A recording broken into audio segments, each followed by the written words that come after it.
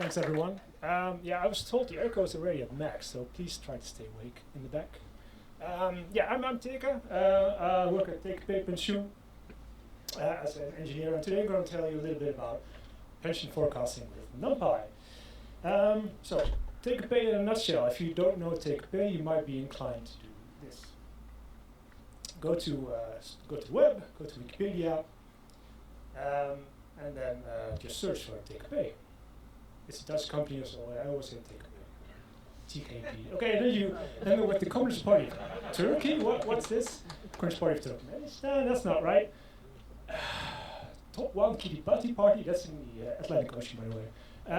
And the Trans-Korea Pipeline. No, that's probably not correct, right? So I think somebody messed up at the HR, at the PR department. But anyway, what is Teake in a nutshell? So we're a pension fund service provider. That means that pension funds are our clients. So we provide a couple of services: administration, communication, and a participant customer service. So we have a help desk, and a few others. And we have 70 pension funds as clients, and a combined 4 million participants. And in total, we administer 160 billion euros in assets. That sounds like a lot of money, and that probably is. So we don't manage those euros ourselves. For that, we have asset managers. And the way this works, every month we communicate back and forth.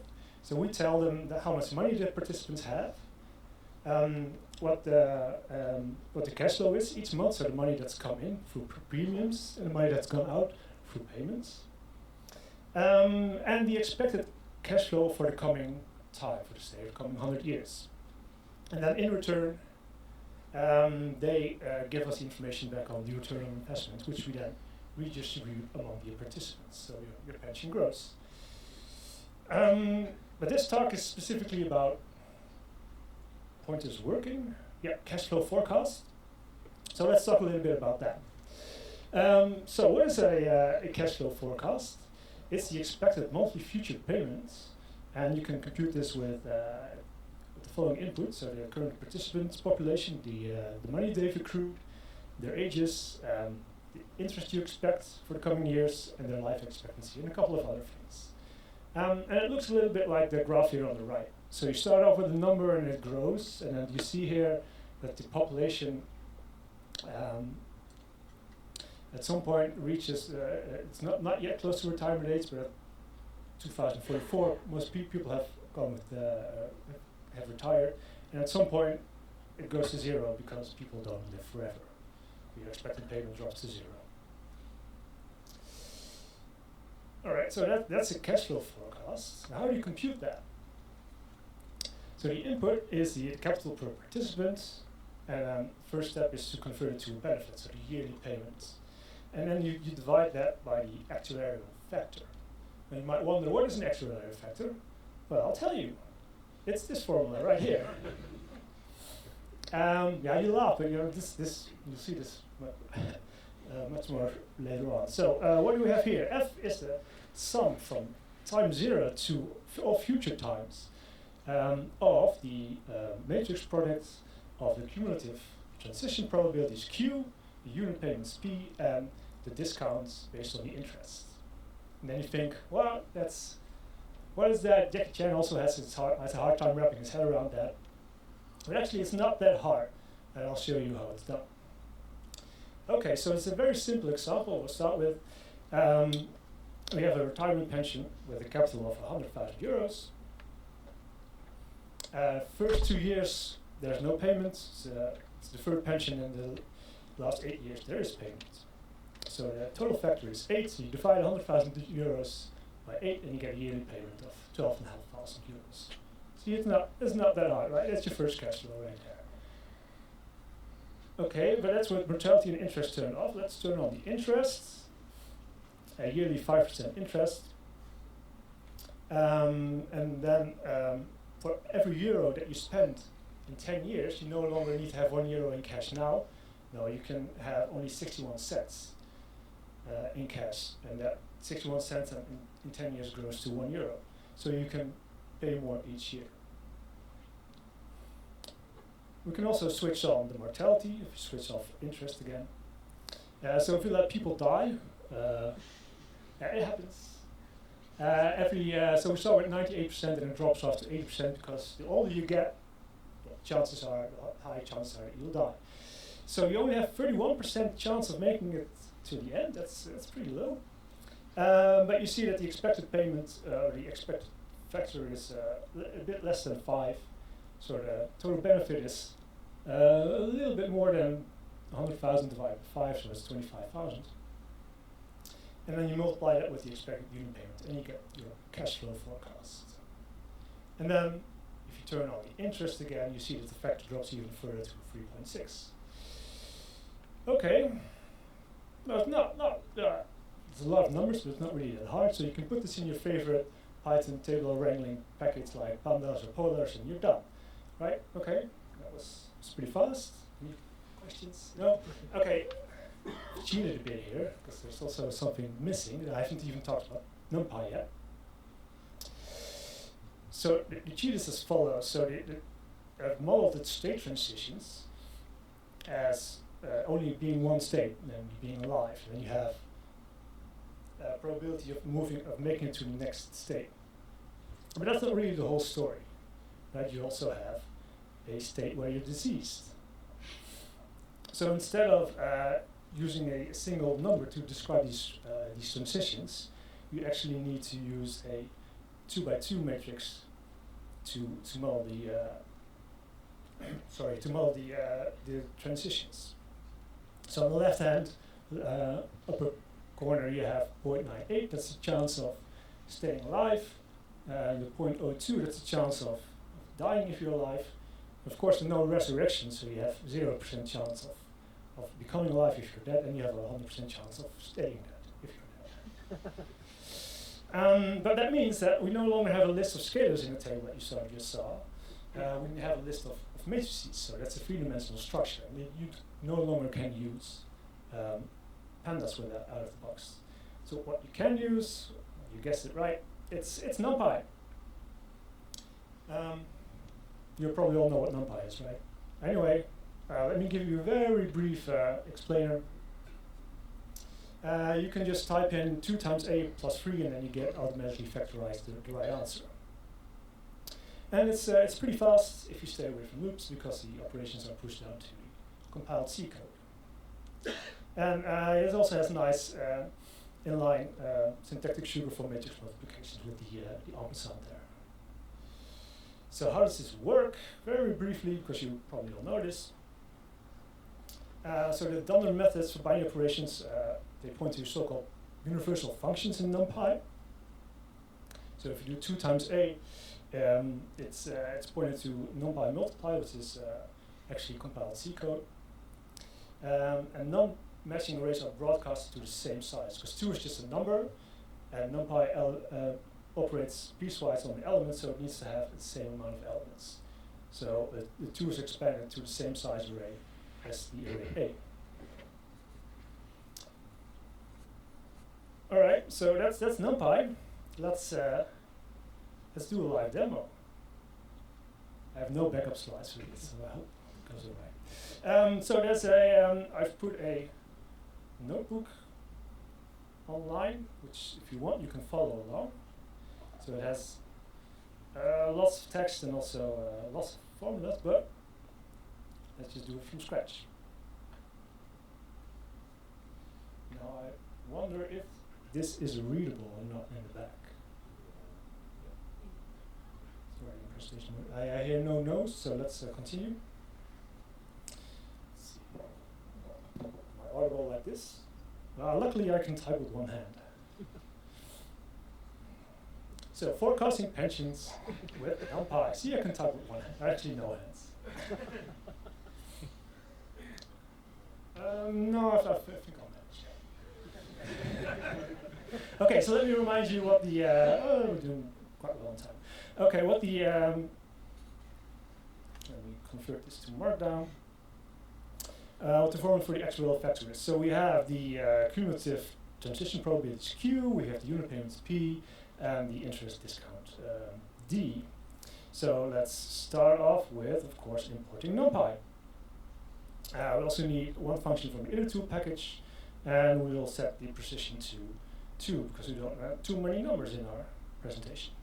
Okay, let's start off with computing the interest. Let's see. Right, let's put this in by hand, just a yearly constant interest of 5%, and then we want to compute the cumulative interest. Now, if you don't know about NumPy, you would do something like this, right? You just do a loop and compute the. This is not right. It should probably be like this.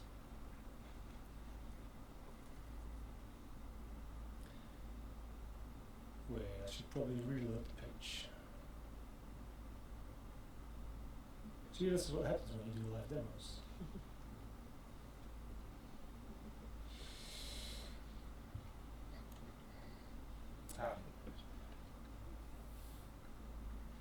Well, no worries.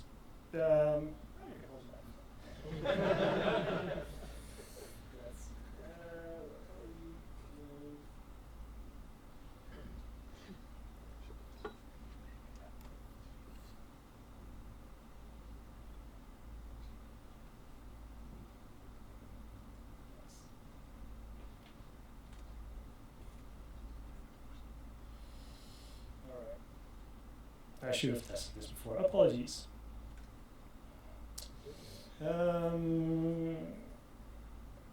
Okay, so let me just copy paste this here.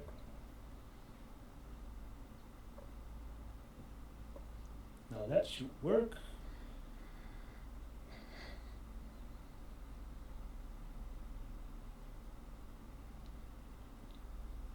This is embarrassing.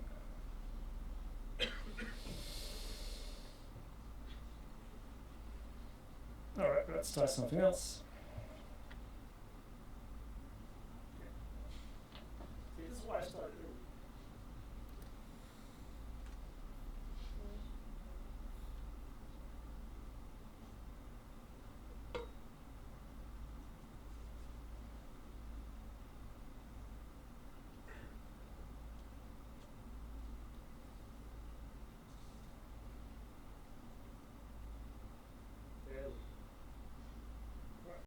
Yes.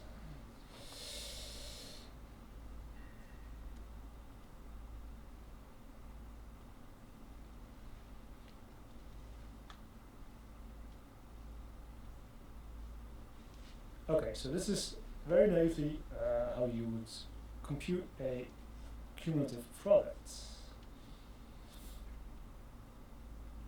Now I have to.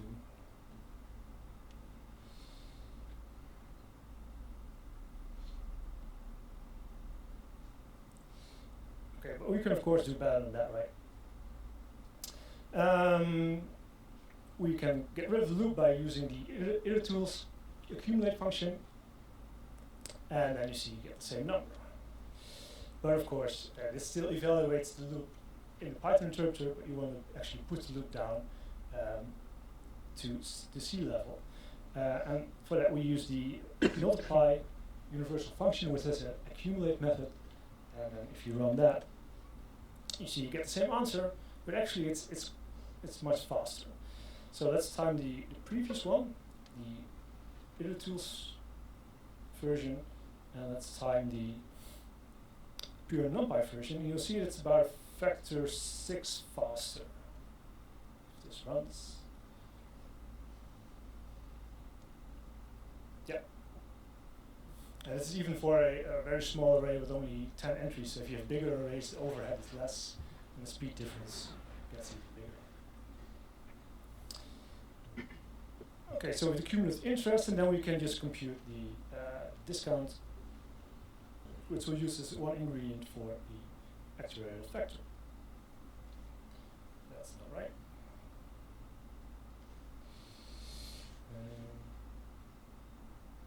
Okay, moving on to unit payments.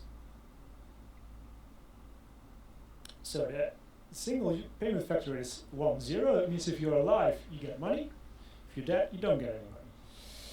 First 2 years are not paying, so that's a 0, and then the last 8 years are paying. And now we want to construct a list of these guys. I simply can do an outer product between these two vectors. So there's an outer function in NumPy for that. And that's the thing that goes into the actual factor. So we're moving on quite nicely. We can move on to the transition probability matrices, which are a bit more involved. So we'll start out with putting in the mortality rate by hand. Let me just remind you how these matrices look. They look as follows. So the chance of survival is in the upper left corner, and the chances of dying is in the upper right. So let's put that in. You can no longer use the outer product trick here, because the mortality rates are non-constant. So what we do, we simply put in the mortality rate factor, and then we rearrange the columns, and we get already something that looks like something that we want. And we want a list of 2 by 2 matrices, not a list of vectors. So what we do is we reshape this array, which basically tells NumPy to change the metadata from being shape 10.1 to being shape 10.4 to being shape 10.2.2, and it doesn't copy any data, so this is all in memory and quite fast. Okay, so these are the transition matrices. Now we want to compute the cumulative transition matrices. Well, we saw the nice accumulate method on the multiply function. Let's try that for the matrix multiplication function. So we no longer want to compute numbers with each other, we want to compute matrices with each other. And this would be ideal, this would be really fast, except it doesn't work because this just hasn't been built into NumPy yet. So what you have to do, and it's a bit ugly, but it's also not that ugly, is you need to use something that looks like this. This is the most elegant form I could come up with. You use iteraTools to do the loop, but you still use NumPy to do the matrix multiplication. Yeah, so those are the cumulative transition matrices. And then we can move on to compute the actuarial factor. Let me remind you what this piece looked like. It's a little bit low, but let me scroll up once I'm done typing.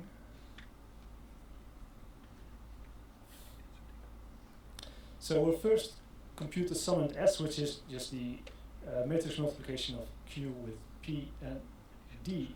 So you might be tempted to write something like this. Very, very nice, very concise, except that it doesn't work.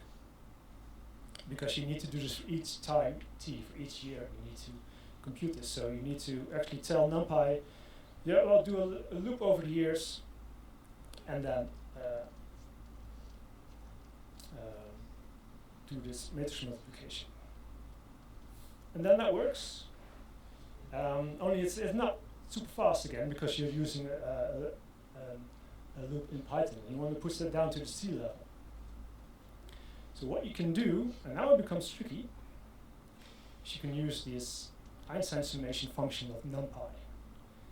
So what does this do? So we have a bunch of text here, and we have 3 operands, so Q, P, and D. And D, as you may remember, is a list of numbers. So it's per year you have a number. So that means it has only one time index. That's this guy here. P is a list of vectors. So each year you have a payment vector. So I have a time index and a state index J. And finally, the transition matrices, you have a time index, and you have an index for the rows and an index for the columns. And then on the right-hand side, you have SI, and it has only, or it has a time index and a state index. And you'll notice that on the left-hand side, there's an index J that's missing on the right-hand side. So any indices that are repeated on the left-hand side that are missing on the right-hand side, they automatically get summed over. Is that clear? Yeah, okay, great. Yeah, and then if you enter this and you do the speed difference test again, you'll see that this is, again, much faster. So this is the explicit loop.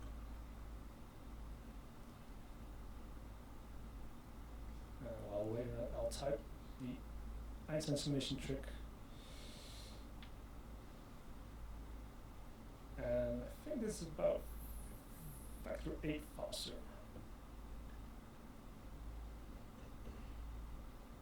Yeah. And you can compute any tensorial contraction with the Einstein summation function. It's really handy if you want to complicate stuff. And then finally, we can compute the actual factor, which is again 3.6, which you may remember from a few slides